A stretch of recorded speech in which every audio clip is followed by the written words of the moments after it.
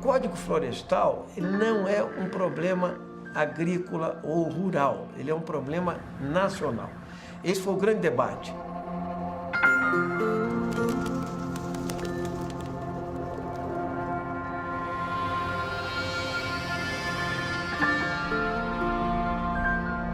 Ele envolve o modelo econômico exportador brasileiro, entende? Ele envolve a maior riqueza que o Brasil tem, que é a sua biodiversidade, envolve política agrária, ou seja, concentração de terra, e política agrícola.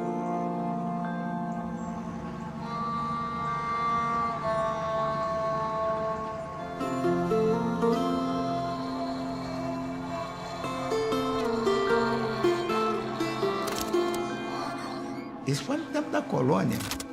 Quando veio o Reino de Portugal se escorar aqui no Brasil, começaram a cortar tudo que tinha. Primeiro, corta para a construção da cidade que tem que crescer. As chuvas eram captadas na floresta, elas escoavam de uma forma límpida. Aumentando a população do Rio de Janeiro, houve já o problema. Escutar essa água, a gente tem que subir a montanha para ir beber a água.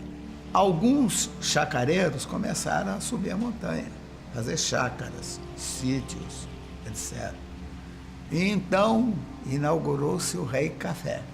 Com o desmatamento, a água que caía já não fluía mais líquida, ela fluía com terra, com lama. Começou a desgastar os morros. E com isso a água ficou sendo prejudicada. Teve-se que procurar água em outros lugares, já não dava mais para procurar. No tempo de Pedro II, foi determinado que as chácaras fossem desapropriadas e fossem reflorestadas. Então começou-se a plantar árvores. Aí então começou-se a proteger e a água então começou a voltar. O que acontece, sobretudo nas grandes cidades? Esse material, quando chega no curso d'água e ele torna a água, então, barrenta, e o município tem que captar essa água porque não tem outra água para abastecer a população do município, ele tem que tratar. E para tratar essa água, ele tem que botar uma série de aditivos. Então, além de ter que gastar mais recursos com isso, a água também vai sendo modificada em termos da sua qualidade para abastecimento público. Então é um processo extremamente danoso, né? Já está faltando água. Ribeirão Preto, por exemplo, pega água, sabe como? Do aquífero Guarani. O sistema Cantareira está com o menor nível da sua história, 5,6%. Uma diminuição ainda maior, 12,2% para agora, já o último dado, 12%. O reservatório tem registrado recordes negativos. 11,7%. Você fala que o cenário não está bom. Não é que não está bom, está péssimo, né? A gente está entrando aí no período seco já. Segundo o órgão, a utilização não apropriada do chamado volume morto pode causar doenças e danos ambientais. O ser humano tem a incrível capacidade de achar que os recursos naturais nunca vão acabar. Acabam, tem alguns lugares onde já acabaram, né? Essa fazenda foi uma das mais promissoras dessa região, mais farta. Nós às vezes jogava o mantimento velho fora para poder guardar o novo, porque não tinha onde guardar. Hoje, você não tem nem o que guardar, porque ninguém produz nada. E todo mundo é culpado. Um excesso de egoísmo de cada um, de querer produzir, de querer fazer cafezal, querer fazer fortuna, não é? Cada um queria colher mais café do que o outro. Então houve um desmatamento generalizado, sem nenhum controle. Aqui nesse morro mesmo que nós estamos vendo aqui em frente era cafezal de baixo no alto. Se nós estamos dilapidando um patrimônio que acumulou-se ao longo de muitos e muitos e muitos milhares de anos, que não vai estar disponível dentro de muito pouco tempo. O Código Florestal de 65 foi feito por pessoas que estavam, na sua época, preocupados com o futuro da agricultura brasileira, na medida em que via que nós tínhamos uma forma de uso da terra, que era um desmatamento contínuo, que não preservava as condições mínimas para ter vitalidade da agricultura nas regiões onde a gente já usava. Já na República, que foi criado o Ministério da Agricultura. O Serviço Florestal não existia praticamente dentro do Ministério da Agricultura. A pecuária era muito mais importante, a agricultura muito mais importante. Eu dei essa ideia de se fazer uma campanha de educação florestal. Tivemos o apoio da campanha do Assis Chateaubriand. Ele disse: eu coloco os diários associados à disposição dessa campanha. Fizemos a primeira entrevista com o Juscelino Kubitschek. Ele teve que dizer o que ele achava da situação florestal. Isso foi feito com todos os ministros. A coisa tomou um vulto tramando que foi muito bacana. Aí, então, nasceu essa questão do Código Florestal. Eu fiz parte, durante 7 anos, desse Conselho Florestal Federal. Foi no tempo do Jânio Quadros que determinou um grupo de trabalho para fazer o Código Florestal. Para você ver o cuidado que foi feito, basta um só falar discordo, apaga tudo e vamos começar de novo. O nosso foco era fazer um código técnico que trouxesse benefício para todos, indústria, comércio, pequeno agricultor, grande agricultor, seja lá o que for. É necessário. Foi aprovado em 65. Aí o pessoal, é aquela história, velha história, né? Da falta de execução, ou por governadores, prefeitos, ou mesmo secretários, ou mesmo ministros da Agricultura, que não queriam executar. O fato é que nunca foi dado recursos para o serviço florestal poder trabalhar. Na área ambiental e sobretudo na área florestal, a principal punição é a punição administrativa, não é judicial. Ou seja, o fiscal que vai lá, identifica alguém que desmatou e aplica uma multa. Menos de 1% das multas ambientais são pagas.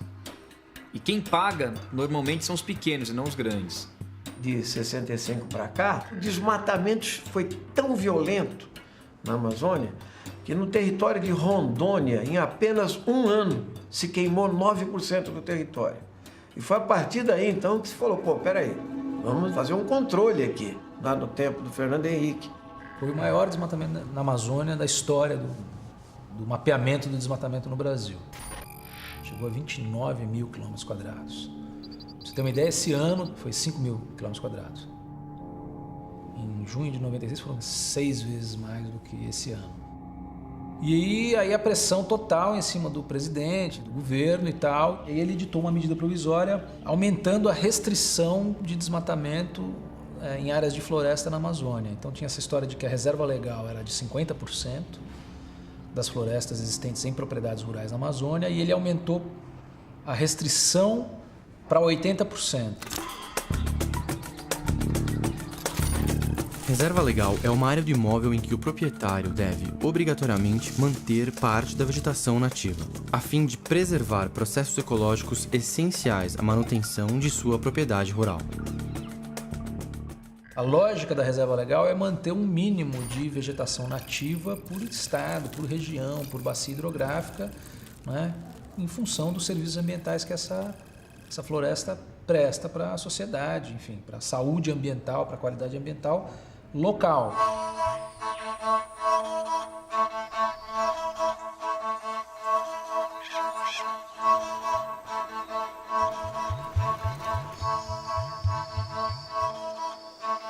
A presença de uma floresta na propriedade rural, ela faz um papel absurdamente importante. Todas a nossa atividade de produção, quando nós falamos de soja, feijão, milho, são atividades que dependem da ação de polinizadores. São insetos, são pequenos animais que vivem nessas florestas na paisagem. E quando essa espécie agrícola está em floração, eles se deslocam para a área agrícola para fazer a polinização. Os cafezais vingam muito melhor os frutos porque tem mais polinização, porque tem os polinizadores que vivem na floresta. Até a soja se beneficia. Você ter as florestas perto das propriedades sempre foi importante. Tendo outros insetos, animais que conseguem combater aquelas pragas, que dão conta de você resolver o seu problema sem que necessariamente você precise usar alguns fertilizantes químicos, né? A reserva legal é uma expropriação da propriedade privada e eu, que sou o proprietário rural, ainda tenho responsabilidade pela conservação daquela reserva legal. Então são coisas que não tem sentido, mas tudo isso passou pelo bem da defesa do chamado meio ambiente. É como se você tivesse, você que mora na cidade, você compra um apartamento de 100 metros quadrados e a prefeitura diz para você só pode usar 20 metros quadrados, o restante você tem que deixar para as baratas, para os lagartos, para os bichinhos que tem dentro de casa. Floresta é o maior aliado da agricultura. Por quê? O maior insumo da agricultura é água. Né? Você precisa de toneladas de água para produzir uma tonelada de soja. Muitas toneladas para produzir uma tonelada de carne, de bife. Esse é bem conhecido, esse efeito. E agora nós estamos mostrando, já vimos mostrando o efeito da floresta sobre a zona produtiva do Brasil. E não é só Mato Grosso, não. É toda a região meridional da América do Sul, a leste dos Andes. Até a parte central da Argentina recebe a umidade da Amazônia. A depuração da água no ambiente natural ela é feita por micro-organismos. A gente não paga por isso. E essa água boa que a gente tem foi um trabalho aí de denitrificação, um monte de processo químico, que são os micro-organismos que fazem. Não existe incompatibilidade entre agricultura e preservação ambiental. Ao contrário, uma agricultura sábia, ela preserva o meio ambiente, ela na realidade recupera onde ele foi destroçado e ela aumenta a produtividade.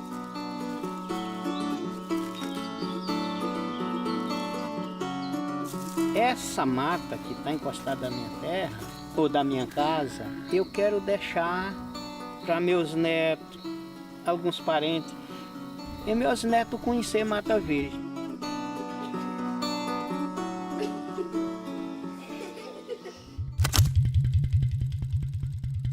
Até 2008, até o dia que o presidente Lula fez um decreto exigindo a regularidade ambiental das propriedades, aí obrigou o Congresso Nacional a pegar um projeto de quase 14 anos, 15 anos que estava aqui do Código Florestal e trazer para discussão, porque caso contrário, os Ministérios Públicos Estaduais e Federais passariam a agir com o mesmo rigor e a mesma determinação que estavam fazendo na Amazônia Legal. Uma parte dos parlamentares brasileiros queriam uma nova lei para anistiar os erros dos produtores.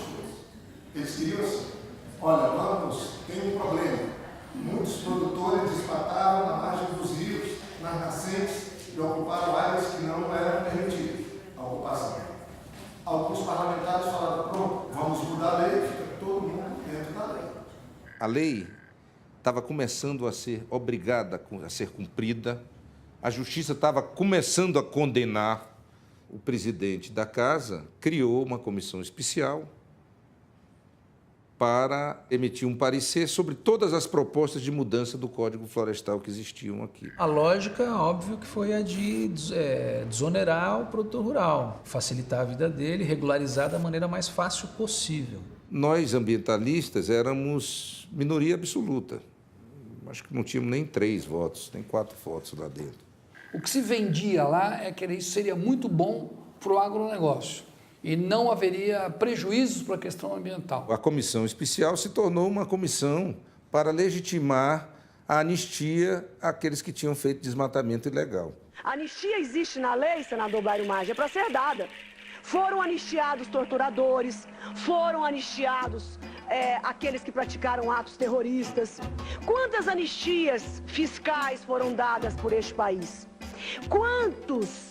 Quantos aqueles que cometeram barbárie por esse mundo afora, líderes políticos, foram anistiados pelo Brasil?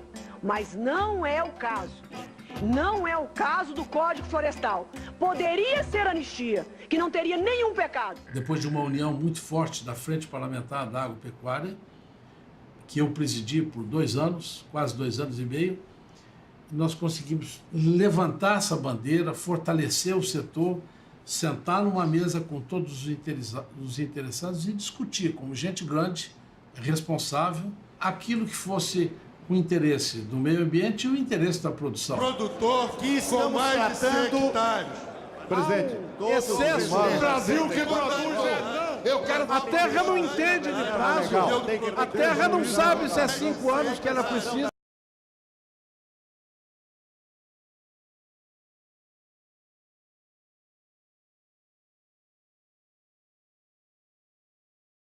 Obrigado, senhor presidente. A produção de alimentos é tão importante ou mais do que você preservar o meio ambiente.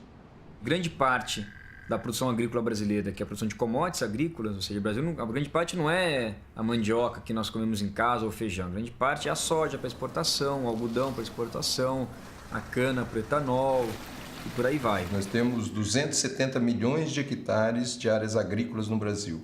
E aí, quando a gente vem para esses 270 milhões, o que é isso que a gente usa hoje? A gente leva um susto, porque desses 270 milhões, eu só estou falando de 60 milhões de hectares que é usado para a produção de alimentos propriamente dita. O restante 210 milhões é pecuária.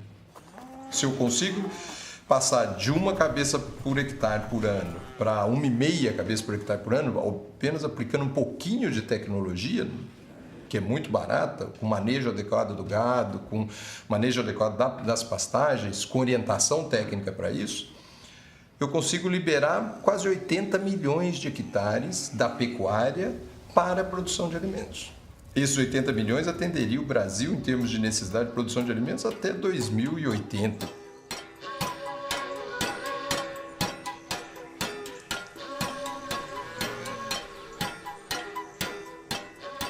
Minha preocupação maior é o custo dessa operação. Porque aqui é importante que a sociedade saiba que apenas o produtor rural está bancando isso. Ninguém indeniza o produtor rural, né, pelo que ele teve que retirar da sua propriedade, da sua produção, para poder fazer um programa de preservação.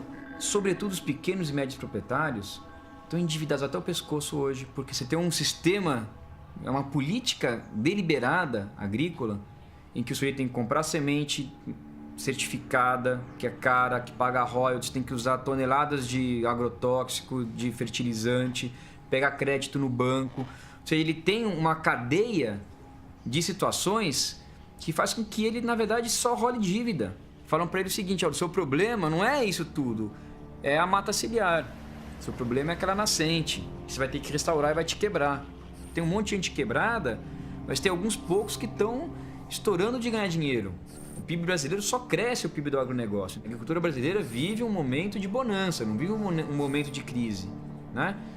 Então, se a gente conseguisse separar esse pequeno e falar assim, então para esse pequeno, tudo bem, ele não vai ser mais multado, vai ter alguma condição que vai incentivar ele a fazer, mas ele tem que fazer. Você cria as condições para isso, é isso que deveria acontecer. E não a solução mais fácil, que foi empurrar o problema para baixo do tapete. Que, então já que não consegue, não faz. Como se isso fosse uma solução. Mas aí se descontou justamente no elo mais fraco da cadeia, que é o elo da restauração florestal, que é o elo do equilíbrio ecológico.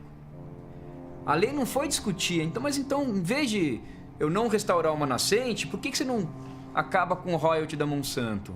Por que a gente não barateia o crédito? Por que a gente não usa menos agrotóxico, que é quase obrigatório? O sujeito que pega dinheiro no banco, se ele não tiver uma receita de agrotóxico, ele não pega o crédito. Até hoje no Brasil é assim. E o Brasil e o mundo não pode prescindir hoje dos defensivos, né? Nós precisamos disso para poder alimentar essa população faminta que tem hoje no mundo inteiro. Para a grande maioria dos ruralistas que votaram nisso, e aqui nós temos um conjunto de ruralistas, dos quais 14 já estavam pesadamente multados pelo IBAMA e claramente fazendo isso em causa própria. Então, além de se livrar das multas e da obrigação de recomposição das áreas de proteção permanente de reserva legal, eles promoveram uma operação de valorização das suas próprias terras. Aprovado, a matéria vai à sanção. Praticamente o Código Florestal, na essência da conservação, da produção, etc., é uma cópia do que foi feito no Mato Grosso, no MT Legal. Com algumas coisas a mais de que nós não poderíamos fazer na época, porque a legislação federal impedia de a gente avançar. Uma lógica de intensificar o uso, de consolidar o uso das áreas já abertas. E não teve um debate sobre o impacto ecológico disso no médio e longo prazo. Um dos pontos, dos focos que a gente queria era consolidar as áreas ocupadas. O que isso significa? O Brasil é desse tamanho. Isto aqui está na produção, já está antropizado, já está derrubado, já está consolidado, já está ocupado. Então, este pacto, vamos dizer, este pacto social era o seguinte: bem, daqui para frente nós vamos ter uma regra nova. Daqui para frente, eu disse, mas isso aqui que está na produção, que continue na produção. Antes, todos os imóveis deveriam manter entre 20% e 80% de vegetação nativa, a título de reserva legal. Se estivessem desmatadas, deveriam ser recuperadas integralmente e com a mesma vegetação original. Agora, todos os imóveis com menos de 4 módulos fiscais, que correspondem a mais de 90% do total de imóveis no país, estão dispensados de sua recuperação. Pequenas propriedades, ou seja, propriedades até 4 módulos fiscais. A reserva legal é o que tinha de floresta em julho de 2008. Então você tem que voltar para trás, olhar no mapa de desmatamento da época e a reserva legal era o que tinha de floresta em julho de 2008. Então se desmatou tudo, é 0. Se manteve tudo, era o percentual que valia na época. Aquele cara que cumpriu a lei, por exemplo, que fez a reserva legal, que tinha a APP feita, o vizinho dele que não tem nada disso vai ser anistiado e vai ganhar o mesmo benefício. Esse talvez seja o maior problema. Aquele que fez certo, cumpriu a lei, fez tudo, vai receber um diploma de trouxa. Quem degradou, quem causou danos ambientais até 22 de julho de 2008, não precisa recompor. Então você criou um direito adquirido contra o meio ambiente. E esse é um motivo de inconstitucionalidade. Então você vai ter muitas regiões do Brasil que não vai ter reserva legal, simplesmente, porque ninguém vai ter que restaurar. Então são áreas que vão se consolidar sem reserva legal. Além de você não recuperar milhões de hectares de terra que estão degradados, você dá um péssimo exemplo. Então, pedagogicamente, ela é uma medida desastrosa, entende? Porque você vem criando uma consciência ecológica e ambiental na sociedade e você, de repente, você caminha na contramão.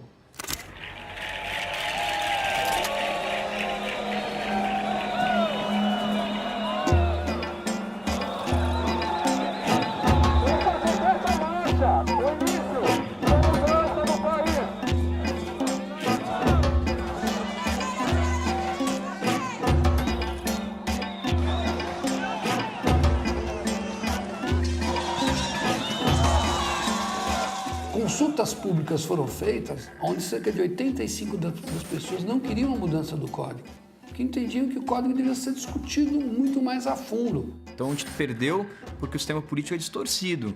Se ele refletisse o que a sociedade de fato pensa, a gente não tinha perdido, mas a gente perdeu. E aí foi a campanha do Veta Dilma. Presidente, eu vou quebrar o protocolo por um instante só para te fazer um pedido. Veta Dilma.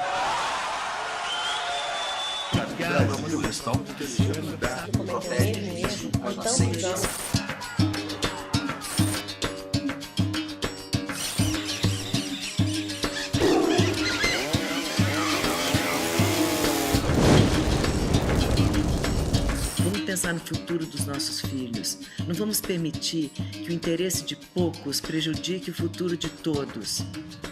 Vamos repensar esse código? Vamos construir um Brasil melhor? Ainda dá tempo.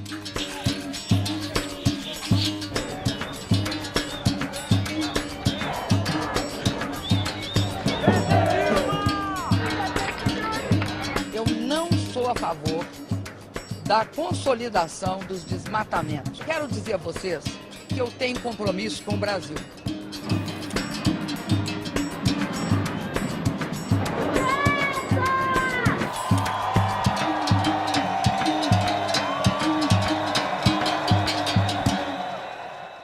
Pode vetar partes ou até mesmo o código inteiro. E é isso que a gente quer. A gente quer um Veta Dilma. Não, mas um veta tudo, né? Veta tudo, Dilma. Por isso, no domingo, dia 20 de maio, participe da manifestação Veta Dilma em Fortaleza. O Veta Dilma, no fundo, ele refletia essa coisa da sociedade ser contra, entendeu? Preparamos um abaixo-assinado que coletou mais de 1 milhão de assinaturas e foram enviados a Dilma pedindo Veta Dilma.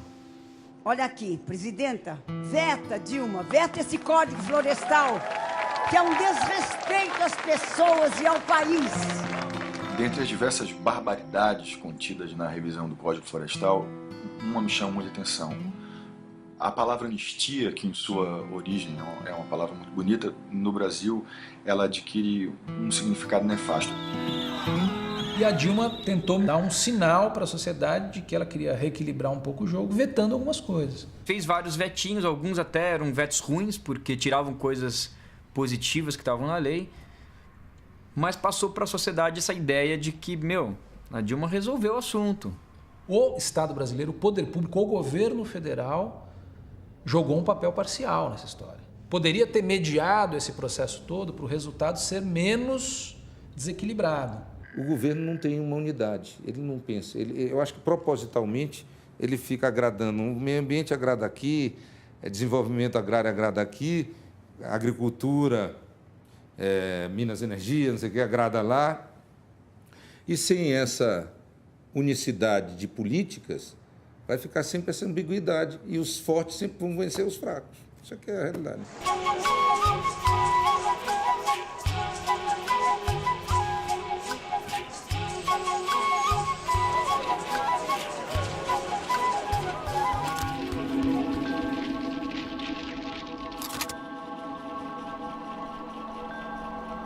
Isso já está gerando efeito hoje. O desmatamento na Amazônia e no Cerrado brasileiro, no ano de 2013, explodiu. Então o Brasil, que vinha de vários anos de queda no desmatamento, sucessivas, voltou a ter um pique, mas um pique grande de desmatamento. Até mesmo na Amazônia, que era o bioma mais fiscalizado, o Cerrado nem se fala. Na Mata Atlântica, o último levantamento feito esse ano também já constatou, pela primeira vez em 5 anos, um aumento do desmatamento.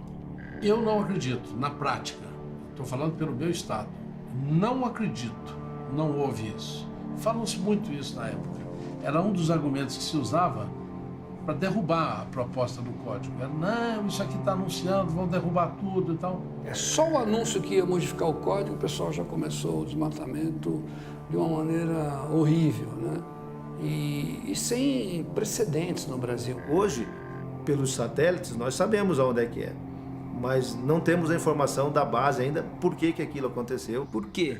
Porque se passou uma mensagem à sociedade brasileira de que desmatar vale a pena, de que não cumprir a lei vale a pena. Porque depois vai no Congresso Nacional, parlamentares ligados ao agronegócio conseguem fazer um bom lobby e vão mudar a lei.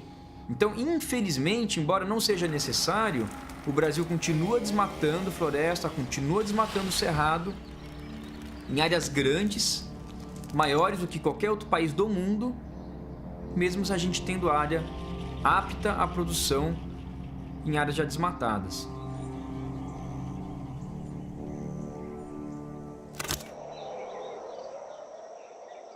Então vamos aqui imaginar que um produtor qualquer desses que o pessoal chama que são os grileiros, que eles usam muito essa expressão, ele foi lá e derrubou 1.000 hectares. Derrubou tudo. Ele prova que ele derrubou antes de 2008. Então ele está obrigado aqui a regenerar ou recompor ou compensar. Uma dessas três. Regenerar. Ele vai lá no órgão ambiental, faz o acordo com o órgão ambiental, que é o PRA, que é o Programa de Regularização Ambiental que está previsto aí, escolhe, daqui para trás eu vou regenerar. Passa uma seca, larga para lá, esquece, nunca mais entra, a própria natureza, e na Amazônia funciona. A própria natureza dá conta de trazer de volta. Aqui no noroeste do estado de São Paulo, onde a gente tem menos de 4% de vegetação remanescente, é triste falar esse número, você tem que pôr a mão na massa e gastar dinheiro. Se não plantar, se não colocar a mão na massa, não tem como fazer mágica numa situação dessa, né? Na recomposição, ele planta essências exóticas e essências nativas, 50% está aí previsto, 50% de cada, e ele pode, no futuro, fazer um manejo florestal e vender a madeira.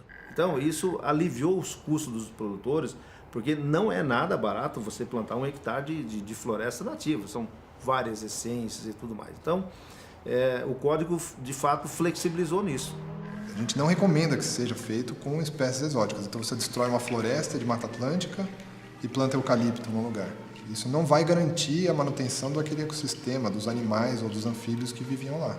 Porque não adianta você regenerar com cultura exótica. Talvez para o uso de madeira, mas isso é outro uso. Para a biodiversidade, não.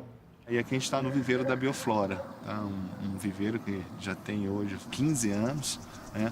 Onde a gente vinha produzindo anualmente aí em torno de 4 milhões de mudas. Tá?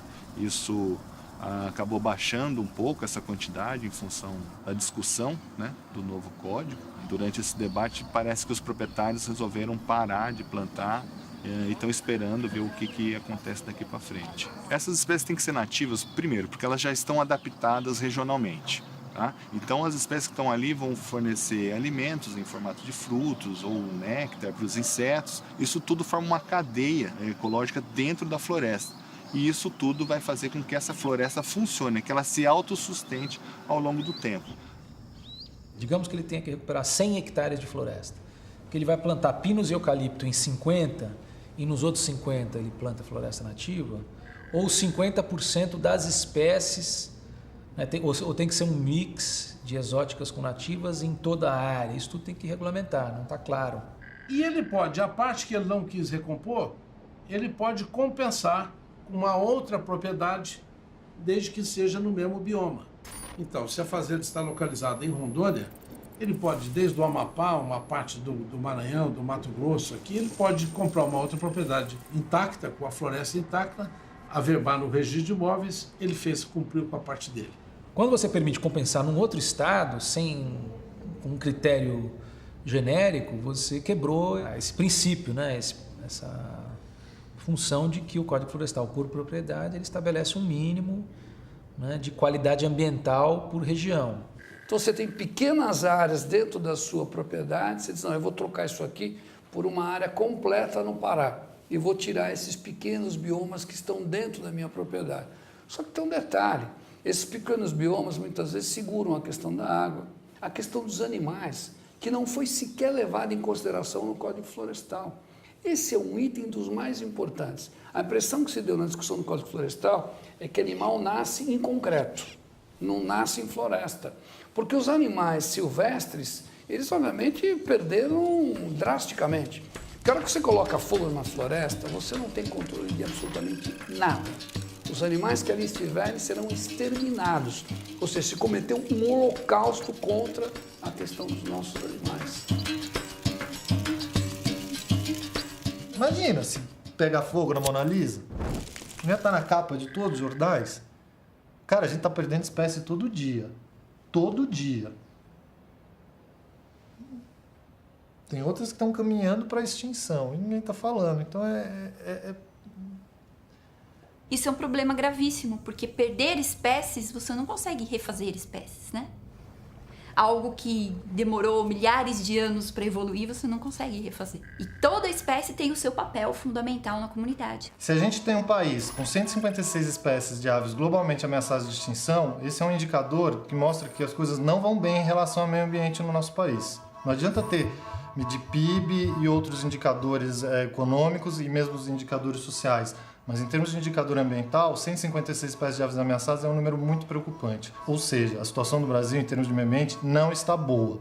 E isso é super importante considerar quando a gente vai mexer na legislação ambiental. E é dever do poder público também evitar a extinção de espécies. Porque a extinção de espécies é causa e consequência do desequilíbrio ecológico, né? Então, é consequência porque o desmatamento leva ao sumiço daquela espécie, mas aquela espécie tem um papel, né, na cadeia ecológica que vai fazer falta.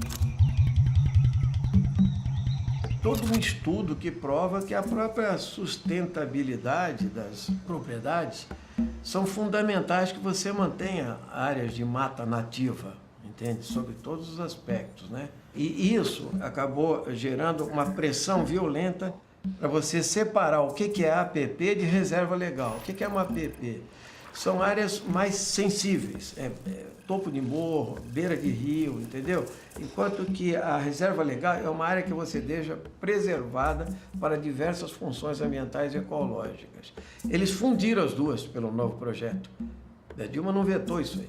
Então, se você tinha 20% de reserva legal, 30% de APP, você tinha 50% da propriedade que era intocada. Agora é no máximo 30%. Áreas de preservação permanente. Preservação quer dizer sem uso. Não pode ter uso. No uso você vai prejudicar alguma coisa ali dentro. Vou te dar um exemplo.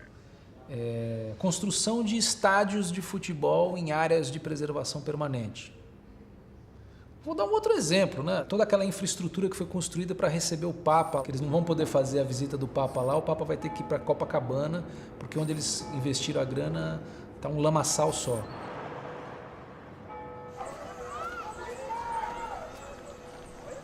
Aquilo ali ficou completamente alagado, impossibilitado de uso, ou seja, obviamente não podia ter sido construído ali. E eles aterraram mangue no Rio de Janeiro para fazer um evento de interesse social, cultural, religioso, artístico, e a legislação, na nova legislação, permite. Nós temos uma população de mais de 1 milhão de pessoas ao longo do litoral que dependem realmente, para a sua sobrevivência, dos recursos que eles obtêm diariamente dos manguezais. Pega um caranguejo, pega um maratu, pega um siri, pega um peixe, aí tudo ajuda para casa, né? Para o consumo de casa. Aí não pega para vender, mas pega para comer. Cerca de 70% das espécies de peixe de valor comercial da costa brasileira dependem em alguma parte da vida dos manguezais. Então nós temos uma dependência muito grande dessa cadeia alimentar que começa nos estuários, nas águas costeiras e vem produzir o peixe que nós consumimos, e 70% é uma quantidade respeitável.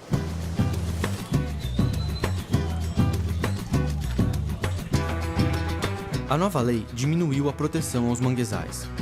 Antes, eles eram considerados áreas de preservação permanente em toda a sua extensão, o que proibia sua ocupação, a não ser em casos excepcionais. Agora, não só todas as áreas já desmatadas até 2008 poderão ser ocupadas por construções, como as ainda preservadas poderão ser parcialmente ocupadas por tanques de camarão ou salinas. O impacto primeiro começa, a retirada da cobertura faz aumentar a temperatura do solo, né, que protege o solo. O primeiro impacto é sobre as ostras, sobre os caranguejos, né, sobre os peixes. E a gente já não observa mais aves aqui na região, como garças, aves migratórias. Aqui era uma área de pouso de aves migratórias, a gente já não observa mais. Sem contar que a gente está tirando a proteína animal, né, e ameaçando a segurança alimentar das populações ribeirinhas. Então está faltando na conta, na verdade, do Estado, né, contabilizar essas perdas relacionadas ao impacto sobre a biodiversidade.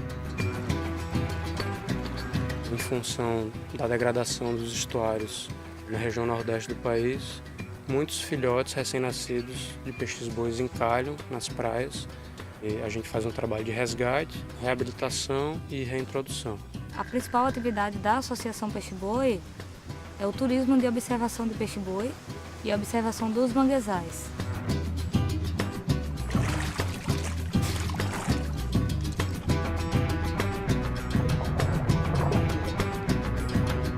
Se não houvesse o manguezal, tudo isso que a gente tem aqui hoje, não teríamos como oferecer renda para 50 famílias hoje que trabalham na associação.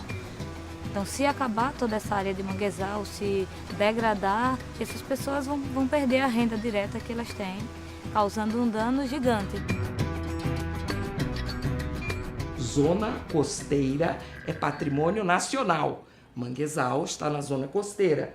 É patrimônio nacional e é área de preservação permanente. O Apicum é a região onde o manguezal coloniza quando os níveis do mar sobem. Faz parte, está na faixa do Entre Marés. Apicum é manguezal. Porém, o que vem? 10% dos manguezais do bioma amazônico, que é Amapá, Pará e Maranhão, podem ser usados para carcinocultura. E 35% das demais áreas de manguezal podem ser usadas para carcinocultura.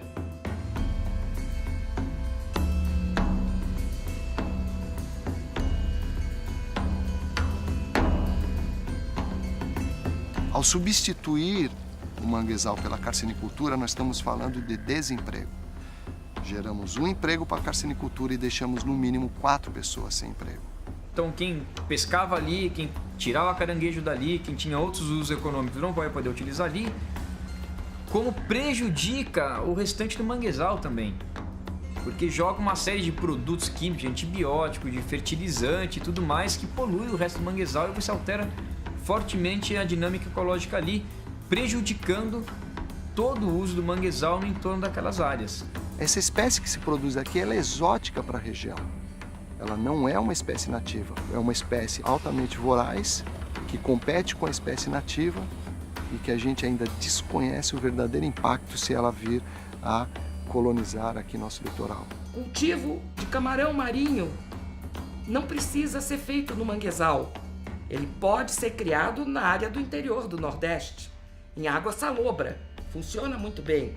É no manguezal é que nós temos prejuízos ambientais tremendos.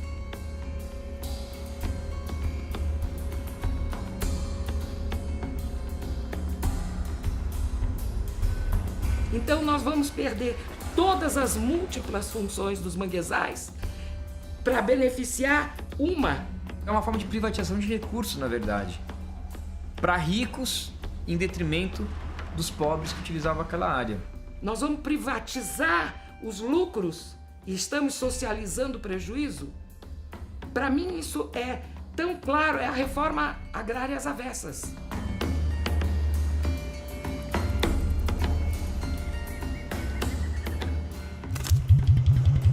Eu tenho a lei que vai me autorizar ou não a construção, a ocupação de uma área, mas tem que ter um estudo para determinar ou para tentar mostrar para o poder público quais os problemas que essas áreas podem oferecer. Só na cidade de São Paulo, por exemplo, 407 áreas de risco mapeadas em 2010 agora pelo IPT, né? Então é muita gente morando em áreas que podem dar algum tipo de problema.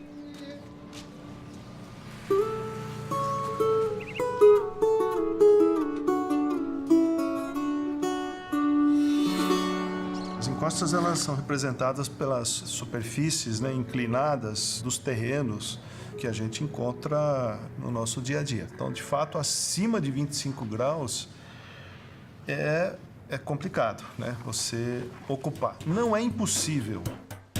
A nova lei diminuiu a proteção às encostas íngremes e topos de morro. Antes, todas as encostas com mais de 45 graus de inclinação e todos os topos de morro deveriam ser mantidos com vegetação nativa. Agora, todas as encostas com mais de 45 graus de inclinação e todos os topos de morro irregularmente desmatados até 2008 poderão permanecer como pastagens ou plantações. Se você intervém numa encosta, modificando o padrão de circulação das águas superficiais, modificando as condições ali do solo, removendo a vegetação, aquilo você está criando uma situação de instabilidade. Às vezes uma área dessa é uma oportunidade de moradia. Então não importa se ele está no topo, na porção intermediária da encosta, se tem 45 graus. O solo que está ali, que se desenvolveu naquela encosta, ele às vezes acaba sendo removido, né, por erosão, né, às vezes até por escorregamentos, né, que são processos mais rápidos, né, então aquela chuva concentrou e...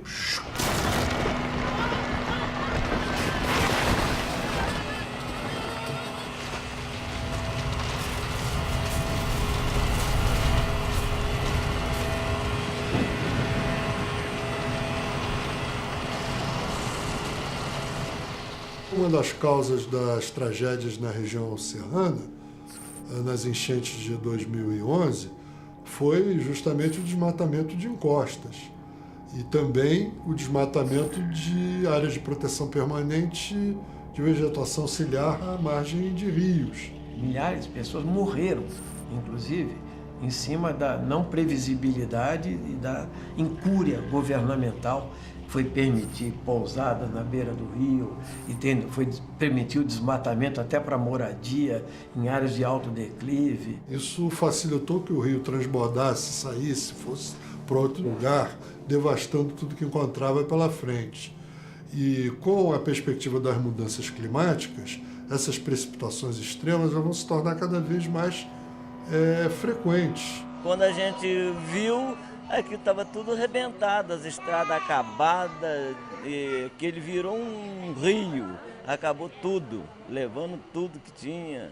É um absurdo você exigir de um produtor rural lá do Rio Grande do Sul, que está produzindo uva numa encosta daquela há 100 anos, nunca aconteceu nada, você exigir agora que ele saia de lá para recompor o morro. Tem uma pesquisa importante do WWF que foi no café de Minas, foi na maçã de Santa Catarina, na uva do Rio Grande do Sul, para ver quanto % dessas produções estavam de fato nas áreas protegidas pela lei. Nesses municípios, por exemplo, que eram utilizados nos discursos bastante intensamente, como Bento Gonçalves, Três Pontas, eram municípios que teriam sua economia totalmente prejudicada. E o que se verificou, de fato, aplicando o Código Florestal, que esses municípios tinham ocupadas em áreas de preservação permanente um território de aproximadamente 1,5% do território, ou seja, uma quantidade ínfima da produção estava de fato irregular. Isso era uma mentira de que implementar a lei ia acabar com a produção de uva, de maçã, de café. Mentira, era mentira. Temos dados concretos para isso, mas ninguém quis ouvir isso. Arroz. Faz mais de 100 anos que nós plantamos nas várzeas no Rio Grande do Sul. E aí nós fomos verificar quanto que tem de plantação de arroz. 1.600.000 hectares. Isso daí é menos de 1% das áreas de brejo no Brasil. Você podia ter regras específicas para esse caso, é uma exceção. Olha, o arroz precisa de várzeas para produzir. As várzeas todas, né, já não são mais, mas eram consideradas áreas de preservação. Você podia criar uma exceção para este caso ou para outro caso e controlar. Mas você pegou esses casos e legalizou a pastagem nas áreas de preservação, pastagem na nascente, pastagem na beira do rio. Legalizou o plantador de cana do interior de São Paulo, que desmatou até a beira do rio e agora não vai ter que recuperar. Você mantendo a vegetação, você protege o teu solo contra erosão, contra infiltração e, portanto, você diminui a possibilidade de ter um escorregamento. Não só pela questão da área de risco ou escorregamento, mas por um problema que está tendo muito grande, que é o assoreamento dos nossos rios. A gente tem um fenômeno cada vez mais frequente nas cidades e nas áreas rurais também, que são as inundações. E elas estão relacionadas com o assoreamento dos rios. Nós já estamos vivendo o problema. E estão na nossa cara. Quando tem uma chuva e desliza terra no Rio de Janeiro, Santa Catarina e tudo mais, isso é o Código Florestal sendo aplicado, é o novo código sendo aplicado na prática. É aí, tá lá. Deslizou por quê? Não tinha floresta. Inundou por quê? Estava na beira do rio. Inundou por quê? Porque aquele rio já está assoreado, então quando chove não segura mais tanta água, transborda. Isso foi dito, tu não sabia disso.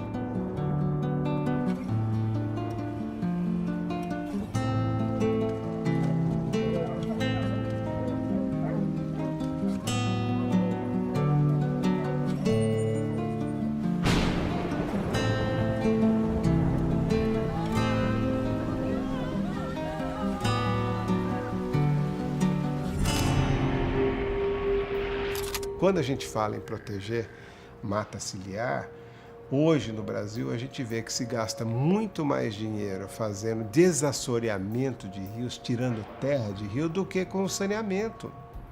É um desvirtuamento completo da natureza do rio, né? O saneamento é obrigatório, tem a ver direto com o impacto na saúde. O maior benefício que uma comunidade tem é a água, é a vida. E nós estamos perdendo isso. E a gente às vezes não percebe isso nas pessoas, porque acostumado, abre a torneira, não olha o que está atrás disso.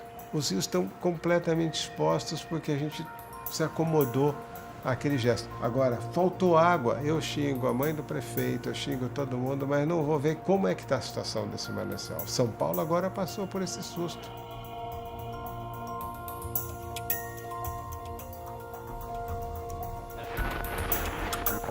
Podemos ter, para os próximos meses, aí, um risco claro para a população? Se não houver muito cuidado com relação ao controle de qualidade após o tratamento com agrotóxicos, pesticidas, que são elementos químicos perigosos, pode sim haver. Tem que haver muito controle. Enquanto o resultado da análise não sai, os problemas de saúde começam a aparecer. Dor no estômago, o cheiro da água é muito ruim, quando eu bebo água também. O pequeno Gabriel 38,5 de febre. Não é justo a gente pagar por uma água podre. Para os próximos dias, a aprovação da cobrança de multa para quem aumentar o consumo de água. Nós temos um sistema extremamente fragilizado, nós temos no limite uma questão de abastecimento, e se você olhar as margens desses reservatórios, não tem proteção. Mas é a primeira vez que se olha para o reservatório. O sistema Cantareira ele é extremamente importante porque ele abastece cerca de 9 milhões de pessoas, né, na região metropolitana de São Paulo. No levantamento que a gente fez, né, no mapeamento que a gente fez, cerca de 46% das áreas de APP estão ocupadas por outras ocupações que não floresta. Então, a maior parte desses 46% é pasto e outra parte é eucalipto.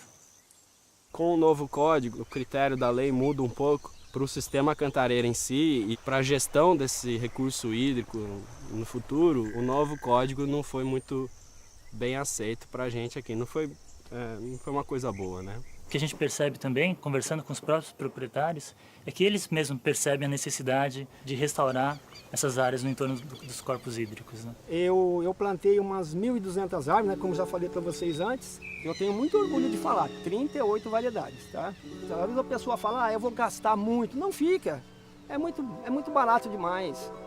Você compra uma muda hoje por R$1,50, R$2. Em 4 anos aumentou uns 40% a água. Tá mais limpa a água, tudo, né? Valeu a pena. Nossa, valeu a pena. Um primeiro papel importante que essa floresta desempenha, ela é interceptação. Interceptação de água de chuva, interceptação de sedimento, de poluentes. Primeiro fator físico importante. Interceptação de sol, né? A mata ciliar funciona como um cílio mesmo, né? Vai proteger aquele ambiente aquático ali e o entorno dele. A nova lei diminuiu drasticamente a proteção às matas ciliares. A faixa de floresta necessária à proteção dos rios variava de 30 a 500 metros ao largo de cada margem, a depender da largura do rio. Agora, com a possibilidade de manter plantações e pastagens a título de área rural consolidada em áreas já desmatadas até 2008, essa faixa protegida vai variar de meros 5 a 100 metros ao largo de cada margem, a depender do tamanho do imóvel. Em alguns casos, a diminuição foi de 99% da área originalmente protegida. Então essas faixas de proteção estão relacionadas ao tamanho da propriedade. Quanto maior a propriedade ao longo dessas áreas marginais aos rios, maior a área de proteção. As maiores propriedades acabam se estabelecendo em áreas tendencialmente mais planas, que não estão nas cabeceiras dos cursos d'água. Então, o que se estabeleceu no final é uma proteção relativamente maior nas áreas mais planas e uma proteção relativamente menor nas áreas de cabeceira, que em tese deveriam ser mais protegidas, vamos dizer assim. Então, no caso, o componente foi social, quer dizer, quanto menor o produtor, mais espaço ele precisa para produzir, logo menor deve ser a área de proteção. Agora, para não dizer que é 0, vamos botar lá um mínimo de 5. Se a conversa roncasse mais um pouquinho, eles podiam pôr 3, né? 2, 7. Aí ficou essa história de 5, 8 e 15. Né? Nem para monitorar isso aí dá, porque 8 metros numa margem de rio, como é que é isso aí? Quem é que vai medir lá com... Entendeu? Quer dizer, com foto de satélite você não pega. Até que surgiram várias brincadeiras, né? 5 metros... Você teria que então escolher a árvore que você ia plantar, porque muitas vezes 5 metros, uma árvore ocupa mais do que 5 metros de copa, né? Para você proteger um riozinho, por menor que seja, com essa largura de área florestada, né, ao redor desses rios, a gente tem visto que isso é muito pouco, né, para conseguir tamponar os efeitos daquilo que está fora dessa faixa. E o que acontece fora dessa faixa sempre é muito caótico, é muito drástico, né? Principalmente em culturas anuais. O solo é revolvido todo ano, às vezes mais de 2 vezes por ano. Esse solo revolvido, ele fica vulnerável a qualquer chuva e ele vai ser carreado para dentro do rio. Então são 2 problemas grandes. Você perde água, qualidade da água, e você perde solo, que é o bem mais precioso da agricultura, é o solo, não é? esses sedimentos atravessam e acabam caindo na água. Você vai ter muita matéria orgânica ali, as plantas proliferam numa taxa tão grande que os animais que ali vivem não conseguem se comer o tanto de planta que está crescendo. Então isso vai gerar uma eutrofização e, por fim, os animais que estavam ali vão acabar morrendo. Verdadeiro trofos alimento. Significa o quê? Mais produtores ali, porque algas são organismos produtores porque elas fazem a fotossíntese. Ambiente eutrofizado significa o quê? Que essa matéria orgânica produzida das algas, ela vai precisar ser decomposta. E ela vai usar o quê? Oxigênio para se decompor. Então esse ambiente vai ser um ambiente com grande tendência à hipoxia. O que é hipoxia? Um local com baixa quantidade de oxigênio dissolvido. Baixa quantidade de oxigênio dissolvido, menos oxigênio para quem precisa respirar dentro da água, que são os peixes, larvas de insetos e todos esses outros organismos aquáticos. E isso pode acabar matando os anfíbios também, eliminando espécies que não vão conseguir viver nesse ambiente. Tem os predadores das pragas, né, que vivem dentro da floresta e que ajudam a diminuir o impacto da monocultura ou das culturas que sofrem ataques de insetos. E isso depois a gente tem até um problema de saúde, porque depois aquele agricultor não vai conseguir não usar um defensivo agrícola. Então, se ele era um produtor orgânico, vai ficar muito mais difícil para ele. Então, ele vai deixar de ser orgânico para vender um produto que tem defensivos. Não existe pesquisa, literatura, se é 5, se é 30, se é 50, se é 500, qual a metragem? Foi arbitrada num determinado momento. Alguém, né, passou, que era de 20 a 100, passou de 30 a 500. Foi um número. Ou seja, formalmente o sujeito vai estar legalizado. Vou ter 5 metros de mata ciliar. A lei está dizendo que eu tenho 5 metros, tenho 5 metros. Estou legalizado. Aquele rio está protegido, aquele rio não está protegido. Aquilo é ecologicamente adequado? Não é ecologicamente adequado, mas está legalizado. A nova lei também diminuiu a proteção às nascentes. Antes, todos os proprietários rurais deveriam proteger no mínimo 50 metros de florestas ao redor das nascentes. Agora, com a possibilidade de manter plantações e pastagens a título de área rural consolidada, a proteção será de apenas 15 metros. A diminuição da área originalmente protegida foi de 70%. Quando a gente fala isso para o agricultor, que aquela nascente dele, ele só vou proteger com 15 metros, ele fala, vocês estão loucos, pode pôr 30 ou 50 metros, porque é a minha nascente, a nascente que condiciona a água na minha propriedade. E é muito real. Hoje, qualquer propriedade rural só tem valor se ela tiver água. Um usuário sensível também são as empresas de energia elétrica, de geração de energia elétrica. À medida que recebem mais sedimentos, há um aporte maior de sedimentos nesses reservatórios, a vida útil econômica deles é diminuída. Isso tem um custo. Esse custo, no caso, é da empresa de energia elétrica, por exemplo. A empresa, lógico, ela tem a prerrogativa de repassar isso aos custos das tarifas, etc. e tal, que de outra forma, o cidadão que está lá na ponta, que tem energia na sua casa, também é um beneficiário indireto desse processo.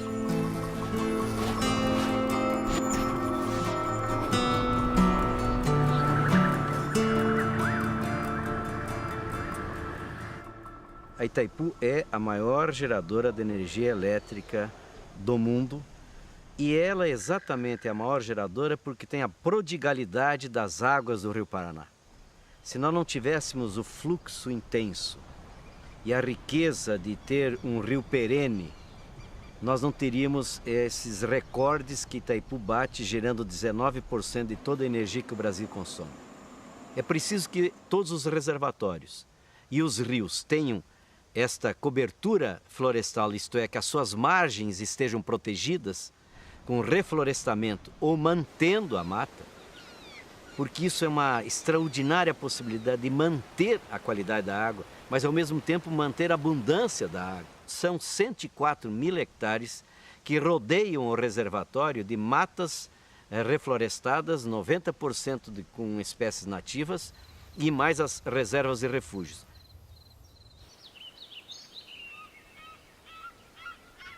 Mesmo discutindo o Código Florestal, nós estamos fazendo a mata ciliar, sem uma briga, repito, e nenhuma pequena propriedade inviabilizada. Esse é um discurso que não tem consistência. O que você precisa é fazer com grande envolvimento, mas fazer também compreendendo, por exemplo, que nas primeiras 5 microbacias que nós recuperamos, voltaram 55 espécies da flora e fauna. Voltaram as abelhas.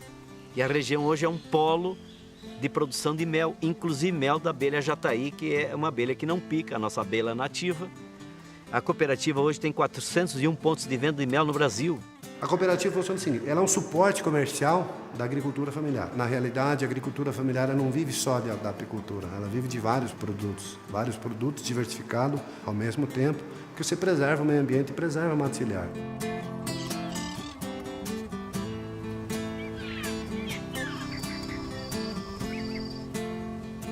Em 2002 que eu comecei com a produção orgânica, né? Daí as meninas eram pequenas e depois aí entraram na faculdade. E daí a gente formou elas com esse um alqueire, que seriam 2,5 hectares, aqui nessa propriedade. E esse é o nosso orgulho. E o meu forte hoje é a uva. Daí vem tomate, banana, folhosas, que vem a parte de verdura, essas coisas assim, né? Que hoje é um dos fortes que eu tenho. Cada canteiro desse eu já tenho cálculo na ponta do lápis. Ele me rende R$250 bruto. E dá mais ou menos líquido R$200 por canteiro. Eu tenho consciência hoje que eu não volto mais pro agrotóxico. Esse é o selo que diz se você é orgânico ou não é. Quem comer orgânico tem que ter esse selo aqui. Aí. Muito bom. O pessoal do Itaipu veio e parte da prefeitura, município ali, né? Daí eles fizeram o projeto ali para ficar os 30 metros, né? Eu peguei, reflorestei os 30 metros, né? Foi cercado. E hoje até aproveita, né, a água. Há quantos anos ficou sem preservação, né? Os animais chegavam perto da água e se lijavam, né? E com isso hoje aumentou a água já, né? Os animais lotaram, né? Daí eu uso essa água para irrigação, né? O mais principal para mim sobreviver aqui é a irrigação, né? Essa água aqui é uma mina de ouro. Hoje os animais aí sobrevivem só por causa da água, né? Porque tu pode irrigar, né? Não falta pasto, né? Sem a água ali é difícil viver numa área pequena, né? Por isso o máximo tem que preservar a água, né? Porque a água é tudo, né? Se você for pensar, antigamente a gente não tinha problema de água. Segundo os pessoal que morava por aqui na nossa região, tinha água em abundância. Então os exemplos são práticos, onde a gente restaurou, fez a mata ciliar, recuperou as minas, está atendendo várias famílias, não só uma, que nem essa aqui, na época atendia uma família só, hoje ela está atendendo 14 famílias. Então vale a pena a gente investir e fazer essa restauração. Então a mata ciliar seria para proteger as nascentes, porque como é que 15 metros logo a enxurrada entra nessas nascentes, então deveria ter uma metragem maior para poder proteger mais a água da chuva, não assorear tanto essas nascentes. Claro que o pequeno produtor ele sente falta dessa área de terra, mas do outro lado ele ganha muito também, se for fazer a proteção da fauna e flora, porque a gente nota aqui, onde nós começamos a fazer há 10 anos atrás, os primeiros projetos que foram feitos, está voltando muitos animais silvestres, está voltando. A própria abelha está aumentando, então aparentemente perde-se, mas lá na frente ganha bastante. Às vezes é claro que não pode ser nem 35, nem 40, ou quem sabe 25, e compensa lá na sequência, na outra área da microbacia. Mas é só você verificar com o pequeno produtor que nós temos dezenas e dezenas de depoimentos dizendo: eu devia ter feito isso 20 anos antes. As áreas úmidas da Amazônia, os igapós, as várzeas, isso é uma coisa escandalosa, que foi dito aos parlamentares durante a votação. Que quando você muda a forma de medir as áreas de preservação de beira de rio, que deixa de ser as áreas de alagação máxima e passa a ser as áreas chamadas de leito regular, que no fundo é a área do rio na seca, todas as grandes várzeas amazônicas, todos os pantanais do Brasil, que na época de chuva tem um impulso de inundação e essa inundação permanece ali por meses, essas áreas deixaram de estar protegidas. Só na Amazônia são 400 mil quilômetros quadrados de várzeas e igapós que deixam de estar protegidas só com a aprovação da nova lei. Isso é mais do que São Paulo e Paraná juntos. Isso é muito grave, porque nessas áreas são áreas que tem milhões de pessoas morando que dependem desses ambientes para sobreviverem. Depende da pesca, depende da fertilidade dessas áreas, desse sobe e desce dos rios, depende do extrativismo do açaí, da pupunha, de uma série, né, de espécies da flora e da fauna que tem ali, que eles caçam também, que vivem nesses ambientes. e que agora podem ser drenados, detonados legalmente.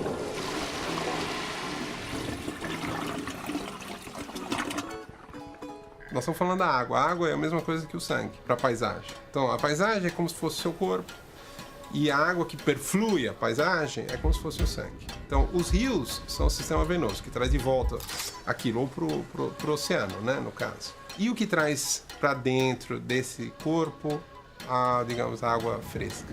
Chuva. São os rios aéreos, rios voadores, que é outra coisa que a gente trabalha aqui também. Tem duas cidades. Uma chama Querência, a outra chama Lucas do Rio Verde, no Mato Grosso. Estão na mesma latitude, 400 quilômetros de distância uma da outra. Uma está aqui, na região, era floresta, foi toda desmatada, e a outra está aqui numa área mais interna, a oeste do Parque do Xingu. E a gente mostra que os rios voadores que chegam em Querência, eles vêm da região da Bahia, tal, que é a região árida, a região seca. Passam pela região desmatada, que já foi Amazônia, já foi Floresta Verde, e chegam em Querência. E os rios aéreos que abastecem Lucas do Rio Verde fazem um trajeto muito parecido, aí passam por 100 e tantos quilômetros da reserva do Xingu e chegam em Lucas do Rio Verde. Simplesmente esses rios transitarem sobre uma área protegida faz com que Lucas do Rio Verde tenha 2 meses a mais de chuva por ano. E eles têm segunda safra, que Querência não tem. Não tem água suficiente em Querência para a segunda safra. Isso se traduz em milhões e milhões e milhões de reais de lucro para Lucas do Rio Verde. Na região de Sapezal, por exemplo, quase divisa com Rondônia e Bolívia, eu consigo fazer 2 safras por ano. Na região da Querência, ou do Xingu, de toda aquela região do Araguaia, eu consigo fazer 1 safra por ano. Mas essas mudanças não ocorreram agora. A região nordeste do estado do Mato Grosso sempre choveu menos que outras regiões. Se tem influência da floresta ou coisa parecida, eu acho que não. Se o Blairo Maggi souber o que eu sei, agora ele parece que está sabendo, não sei, ele estaria junto com o Greenpeace na rua, com proteja a floresta, porque é do interesse deles. É unânime. A agricultura só tem a ganhar com a preservação e reconstrução de ecossistemas nativos dentro das suas propriedades. Mexer em biodiversidade significa afetar muitos interesses. Então, ao mesmo tempo que a gente trabalha muito com pouco recurso, né? O que a gente produz, ele é deixado meio assim, de ladinho. Se interessar, a gente usa. Mas se for atrapalhar muito, a gente não usa não. Faz de conta que não existe esse conhecimento. Foi oferecido ao Congresso Nacional um arsenal de instrumentos tecnológicos novos que poderiam ter sido muito bem aproveitados numa legislação realmente moderna, ágil e que combinasse o respeito com o meio ambiente e o estímulo a uma produção rural sustentável. O SBPC participou de vários debates, houve inclusive um grupo dentro da SBPC que tratou do assunto e discutiu e gerou um documento bastante interessante sobre essas questões de manutenção de áreas, APP, reserva legal. No entanto, no final das contas, o que valeu foi um lobby em congresso. Quer dizer, eu diria que não há, o lobby científico é praticamente inexistente. Em havendo a vontade política, a ciência tem muito a contribuir, né? Precisa haver a vontade política. E o que nós estamos vendo? Que a vontade política está atrelada aos interesses com forte raízes ideológicas, não necessariamente no interesse da sociedade ou do Brasil. E se você fizer essa pergunta a cada um da comunidade científica, você vai sentir a mesma coisa. Os documentos feitos pela SBPC, os documentos feitos pela Academia Brasileira de Ciências, os documentos feitos por nós, de norte a sul, não sou só eu, existe um grupo grande, não só dos manguezais, como dos outros sistemas, das outras áreas úmidas, e nós não fomos escutados. Nós fizemos várias recomendações, saíram assinadas do Ministério do Meio Ambiente, foram enviadas essas recomendações de um Comitê Nacional de Zonas Úmidas. Sequer fomos lidos. Não fomos escutados e a nossa proposta era levar para o legislativo sempre as questões científicas, como é que as alterações do código poderiam ou não ser sustentadas pelo conhecimento científico. E na Câmara esse conhecimento científico foi praticamente ignorado e não era nem a intenção de usá-lo. Houve uma grande mobilização da comunidade científica para tentar mostrar o porquê não fazer isso, o porquê não diminuir essa área florestada na APP, o porquê não de ter espécies exóticas no meio da reserva legal. Enfim, houve uma mobilização, houve vários eventos, né? Foram feitos vários documentos que chegaram na mão dessas pessoas. Eles não podem alegar total ignorância. Houve uma equipe técnica do governo federal que estudou o porquê disso. Só que as pressões políticas, elas são acima de qualquer Deus, né, e qualquer ciência. Essa que é a verdade. A sociedade está pagando para a gente saber. Enquanto todas as pessoas que pagam impostos estão muito ocupadas com a sua lide diária, estão gerando dinheiro, cuidando dos filhos, etc., nós estamos aqui na frente do computador pensando. Nos permitem isso, porque pagam o nosso salário, certo? Então é uma obrigação ética básica, fundamental, filosófica, de dar o retorno para a sociedade. A maior parte da população brasileira se manifestou contra essa revogação. E mesmo assim, os parlamentares lá, majoritariamente, revogaram o código. É algo que mostra uma distorção do nosso sistema político. Essa inadequação do sistema político brasileiro, que está se expressando hoje nas ruas, né? A população acordou para essa inadequação, essa corrupção maluca, essa distribuição de cargos maluca, ela também se expressou no Código Florestal. Esse sentimento de traição dos parlamentares que fazem uma sacanagem por interesses corporativos, acho que isso motivou as pessoas a irem para a rua. O povo é que vota. Eu estou aqui em Brasília porque alguém me votou em mim. Então, o povo é que tem que saber escolher melhor os seus representantes.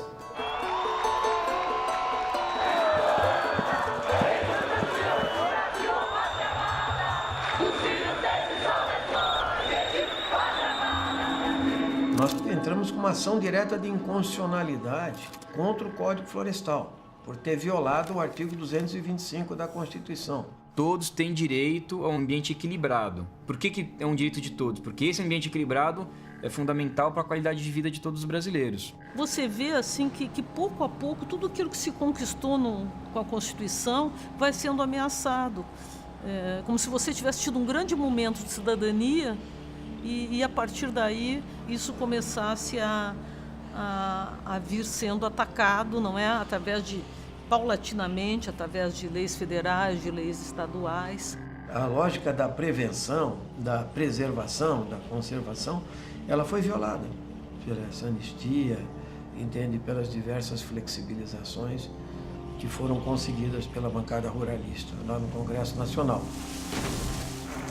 Foram tantas as barbáries que foram cometidas contra a natureza e contra a sociedade que ela não vai ter como parar em pé, porque não se sustenta, não tem como você falar tem que envenenar, tem que contaminar o rio, tem que derrubar a floresta, não tem nada que sustente isso. E você tem uma Constituição acima de uma lei menor, quer dizer, você tem algumas leis pétreas, né? E o caso da Constituição, que estão acima de discussões específicas. Tem um parágrafo lá que fala o seguinte: é dever do poder público restaurar os processos ecológicos fundamentais. Se um ambiente equilibrado é fundamental, aqueles lugares em que está desequilibrado e, portanto, gerando problemas à nossa qualidade de vida, é dever do Estado brasileiro restaurar os processos ecológicos fundamentais. Ou seja, aqueles processos ecológicos que vão garantir, né, um ambiente equilibrado e, portanto, chuva na época certa, na quantidade certa, o rio correndo da forma correta, que a gente pode beber essa água, enfim.